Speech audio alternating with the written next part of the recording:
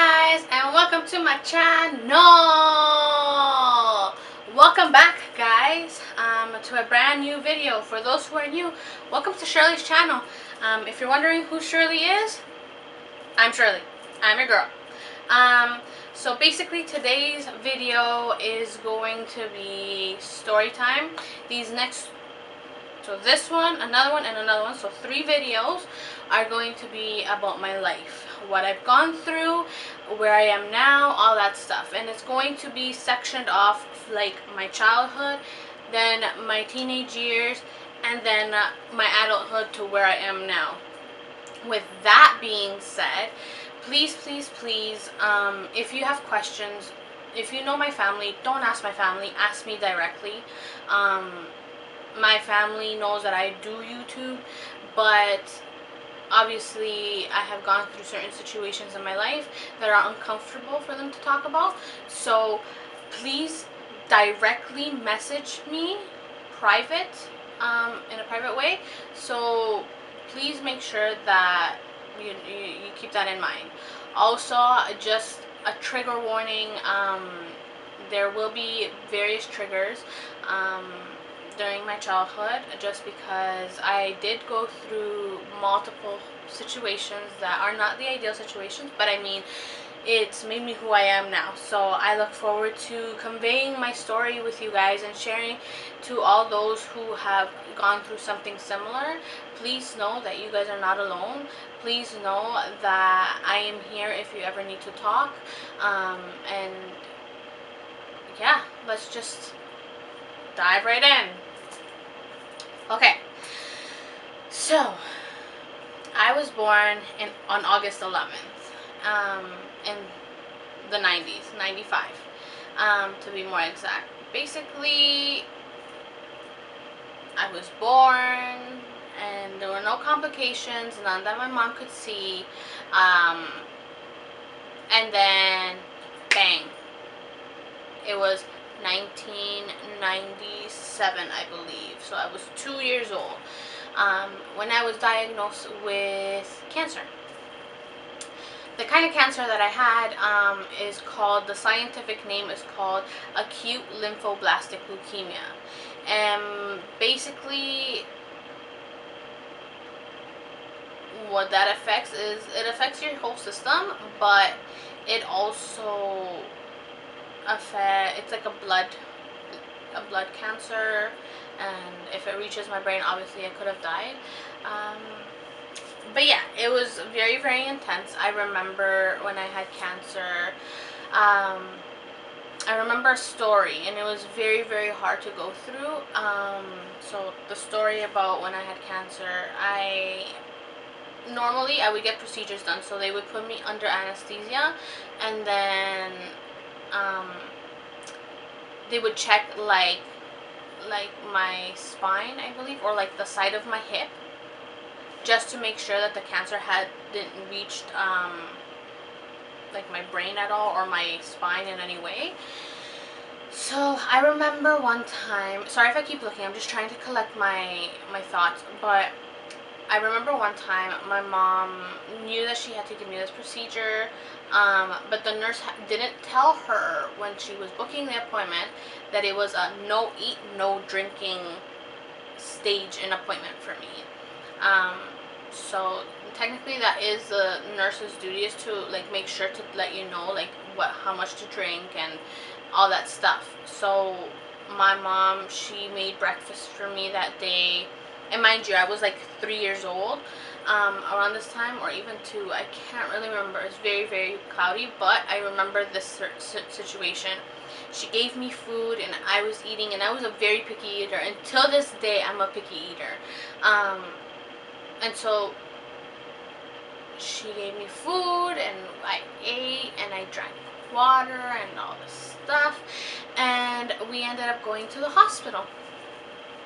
And the hospital is called, for all those who live in Toronto, or even sometimes out of Toronto, I was treated in the hospital for sick children. Best hospital, honestly. Pediatric system is amazing. So just a little side note, shout out to all my doctors.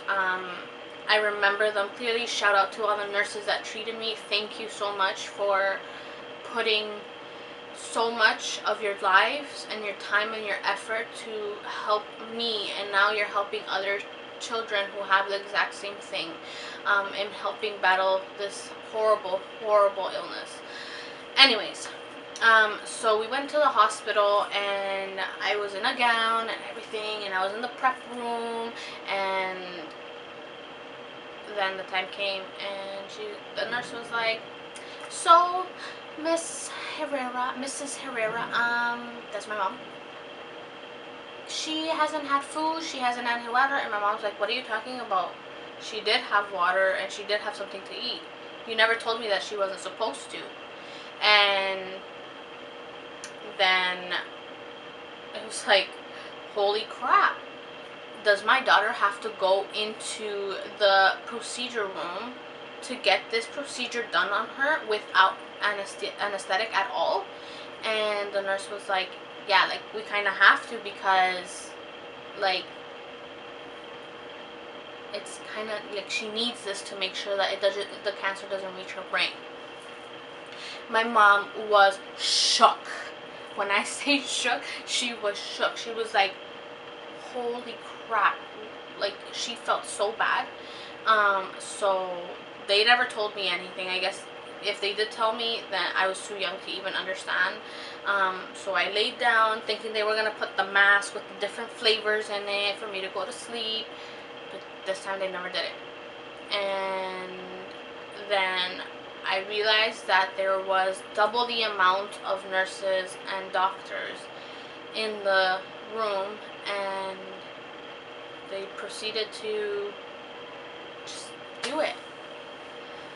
And let me tell you, it was very, very painful. So painful. And I remember my mom, she had to leave the room during the procedure, and so doctors had to, like, hold her back. And I had doctors making sure that I didn't move so I wouldn't hurt myself anymore than I already probably was. But that was really, really hard, because I still remember, like, my mom just crying in the background, and I remember just, like, everything at that specific moment. And I remember that every single time I would have a procedure like that one done and I was under anesthesia, they would make me choose my toy, and I remember choosing my toy and being so excited to just have a different flavor, like bubblegum or strawberries and stuff like that, to go under to do my procedure. But that time it didn't work, so that was one of the few things. So basically I had leukemia, and it was a long procedure, and I realize now that I'm an adult that during that time when I was young, my brother, who we're 14 years apart, he was in high school already, and my mom, like, it's not that she prioritized me, but I was sick in a hospital, and I realized that sometimes I get emotional because I see that I took half of my brother's like his youth, and it wasn't just a normal youth. It was him trying to be independent as much as possible, and I feel bad, but at the same time I don't, because it was out of my control. So yeah, it was just very it was very, very hard trying to realize now that, like, even when I was a young teenager, my mom was there for me, and thinking my brother, like, he didn't really have my mom there for him, and he did have her as best as she could, but she had a very, very hard time splitting herself in two, right? So after I had cancer,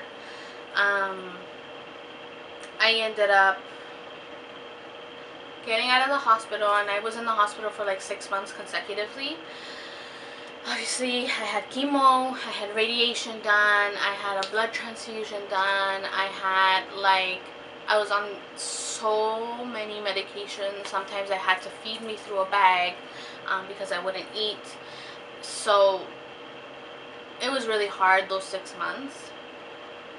But as I was growing, I was like 3, 4. So I would get out of the hospital, and I was allergic to everything. Everything. I was allergic to dogs. I was allergic to every single animal. I was allergic to like band-aids, like the latex band-aids. I'm still allergic to amoxicillin. I was allergic to like I don't even know how many things. I could just tell you I was allergic to everything. I was like, you could just put me in a little glass container and that's it. But with that being said, so I grew up and I ended up coming home often, but I had to go to the hospital like every week for something that happened. Like I got a fever, or I needed to get a checkup, or I needed a blood test, or something like that.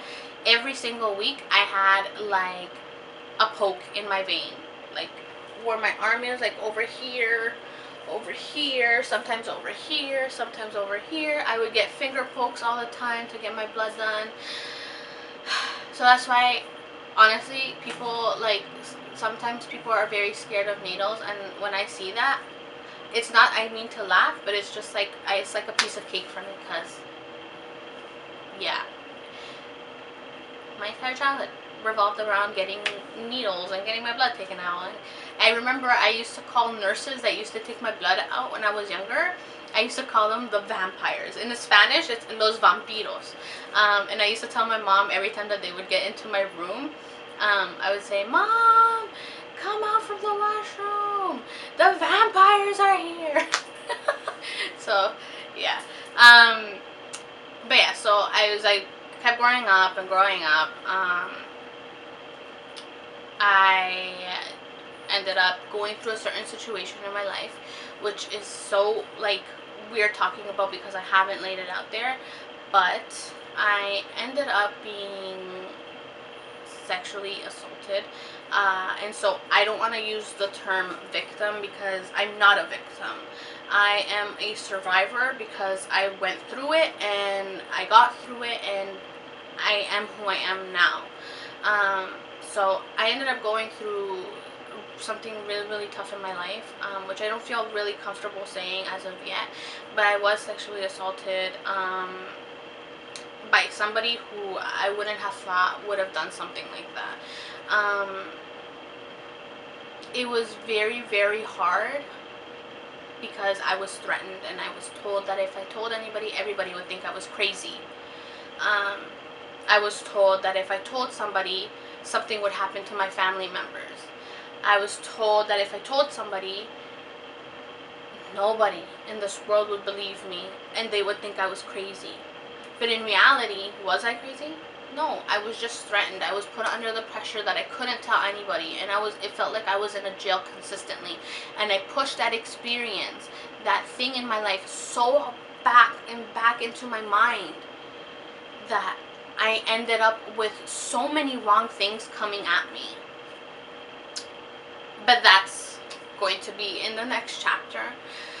So as I went through this difficult situation, it was multiple times that happened. I was very, very young, and it was very, very hard because I always wanted to tell my mom, and I wanted to tell the people that I loved, but I couldn't because I felt confined. And I'm sorry if I ugly cried, but it's like I'm trying to learn how to cope with it, and I'm trying to get through it, but it's hard.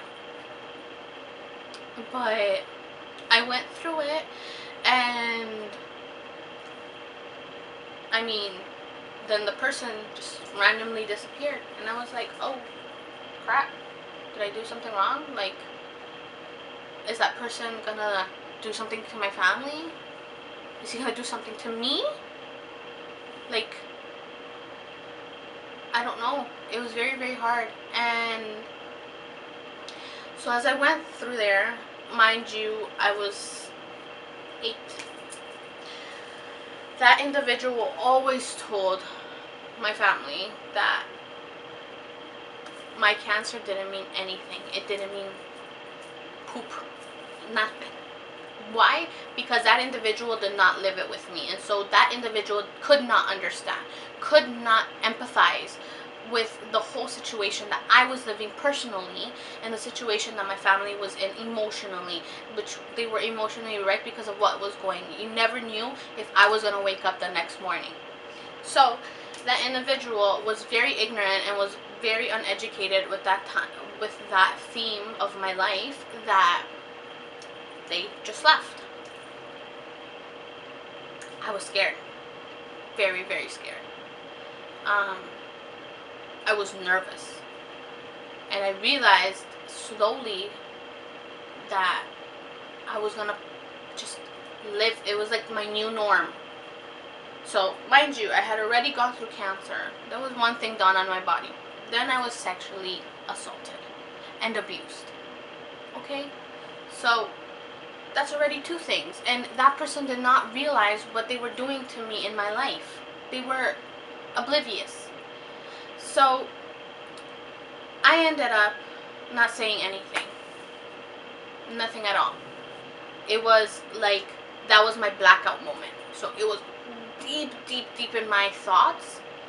But I shut it down so bad for so long that it just, I got used to it. So anyways, so I went through that thing. And then I ended up in remission. No more cancer. And so that was one of the best news that I could ever receive. My mom, she was crying because of how happy she was. And man, I tell you, it was a long freaking journey. And as I was growing up, I went to grade 5, grade 6, grade 6. That's where everything started going down the sinkhole. Grade 6, how old was I? I was like 11. I started hanging out with people that I guess they only like their best and their own benefit. And they're like ideal crowd to hang around with. So I would get in trouble every so often. My mom, she ended up like telling me, Mija, if you don't listen to me and you don't start behaving properly, I'm gonna start taking everything away. Your cell phone, the computer, whatever you want, everything just away. And I was like, oh my gosh, like why does she have to act this way? Obviously, preteen years, horrible years. It's like terrible to lose with a toddler, and then yeah, just dealing with a little kid's attitude. So I ended up being not the person that I chose to be. I was very rebellious. I was very angry. I had a lot of resentment. I didn't like being in a room just with men. I hated, like, just, I wasn't grateful as I am now. I wasn't grateful. I wasn't appreciative. I wasn't realizing what I had. Right? I was always ungrateful. I was always mad. And I would always, this is something that you guys will listen to in the last video. I was a happy girl.